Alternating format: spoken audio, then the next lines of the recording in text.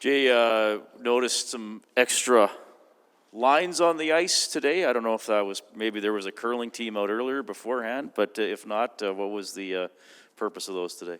Yeah, I think we started our practice with just a little bit of a walkthrough on the penalty kill, and just a way for us to teach some of the things that we want to get cleaned up on the penalty kill. And I thought the players went out and executed. It wasn't taxing or anything like that. It was just about clarification of different scenarios that you find yourself on the penalty kill.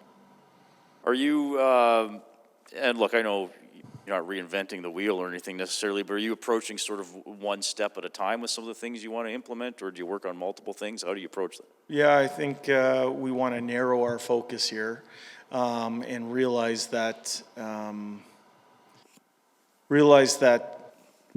we only have so much practice time. We only have so much times where we can meet without it being counterproductive. So we're just going to be very selective and surgical with what we bring to our team, and we'll try and build our team game on the fly. And the start of practice today, that was dealing with our penalty kill. What's the extent of your conversations with your leadership group? Just in terms of, I don't know if there's extra conversations that are needed, so, just small details, the way you'd like things done, polling them a little bit on how things are done. Is there an extra layer of communication there? And I know it's really early, so are you in the middle of that process? Yeah, I think we're very early in that process. Yesterday was an emotional day. Things happened very quickly. The initial meetings with leadership or members of the leadership group were just quick, direct. I think as we move forward, especially on the road here, there'll be more time for asking questions, listening, and taking the pulse of our leadership group. What's your philosophy on teaching through positive feedback versus negative feedback? If you were to put a percentage on it in a Jay Woodcroft video session, how much of it is here's a negative example, or hey, let everybody do this? What's your kind of take on that? Well, I think our staff is going to try and see things with an observant eye, but through a positive lens. Like I said, we only have so much time. We're not going to paralyze our players by having hour-long video sessions. We got to be selective with what we want to accomplish through our teaching in video, which we will be. We want to have a positive bent to that. But there's nothing wrong with having teaching or learning moments in games as well, and learning from them, and I think the group can. It's never personal, and I don't think anyone can confuse accountability with negativity.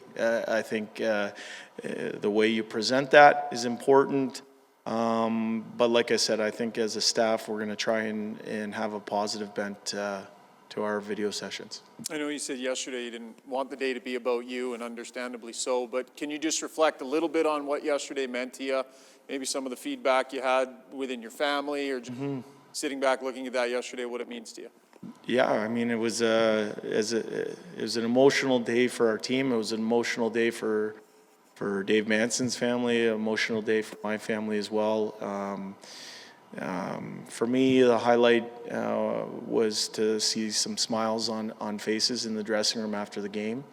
I think that's important. It's been an emotional few days for the group, and that was a real highlight as I walked back to the hotel last night. I was pleased with seeing the smiles on our players' faces.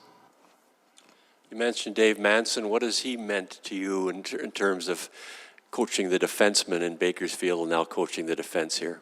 Yeah, for myself, I really enjoyed the process of selecting a staff, and Dave Manson was the first hire that I made, and he's someone that was ready for the opportunity to go from the Western Hockey League to the American Hockey League. I think his playing career speaks for itself, but I really respect the path that he's taken to become the coach that he is. He's not just someone that's been gifted an opportunity. He's really worked his way up in the coaching world, spends a lot of time at it.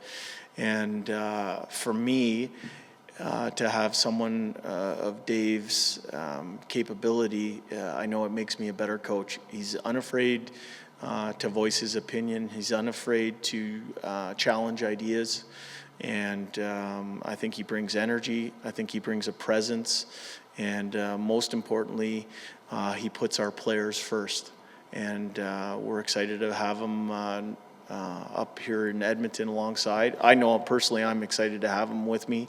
But I think the organization's excited to have him with the big club here in Edmonton. So what will it mean coaching against Todd McLellan, since you spent so many days together as assistant coach and head coach? What will it be like, and do you have a bag of tricks that you're going to dig into that maybe Todd hasn't seen before?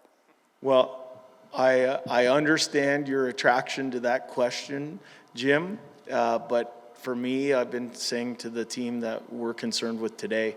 And so my attention and my focus was on our practice today, which I think was a good practice. We got some things accomplished, but that's where my mind has been. My next thing that I'm worrying about is making sure that we travel correctly tomorrow down to San Jose. And then once we get through that day, I'll worry about the San Jose Sharks and just trying to approach things on a daily basis. But I understand your attraction to that question. So what has Todd McLellan meant to you then? Well, I think he's been someone who took a chance on me as a coach. He was somebody who taught me a lot about being a leader, and he did so with the simple eloquence of his example. One last question. Why the lectern when the other people are sitting at a table? You know what? I'm more comfortable standing than sitting behind a table. Interesting question. No, not at all. I'm just more comfortable standing than sitting at a table. Jay, congrats on the win last night. Welcome back. Just what's your read on the group and how their mental psyche is after everything that this team has gone through in the last 7 weeks, the last week? What's your gauge on everything right now? Well, it's been emotional. In last night's game, not only has it been an emotional couple days for our organization, but it's there was emotion in that game, which I liked. I liked the fact that it got a little bit emotional there, and seeing players stand up for each other. I think where the team's at this morning was we understand that the New York Islanders has gone to the Final Four in the last couple of years. They're a good hockey team. They're pretty much at full strength. We found a way last night to beat a good hockey team. And that's something to build on as we go forward. So those were points that we tried to hammer home. Like I said before, we're going to approach things on a daily basis. We're going to give our players some themes. We had a good video session, went out and worked on what we talked about in the video room. And I think as a coaching staff, we would agree that we got what we needed out of our players today. I know you're a day-by-day guy, and you mentioned that, but this is a funny thing, the way the universe works, where you're going through San Jose, and then you see Todd on Tuesday in LA. Is this a money on the board type of trip for you and the guys? No, I think that's typically a player's thing, isn't it? But no, for myself, as I said to Jim, my concern and focus has been on today.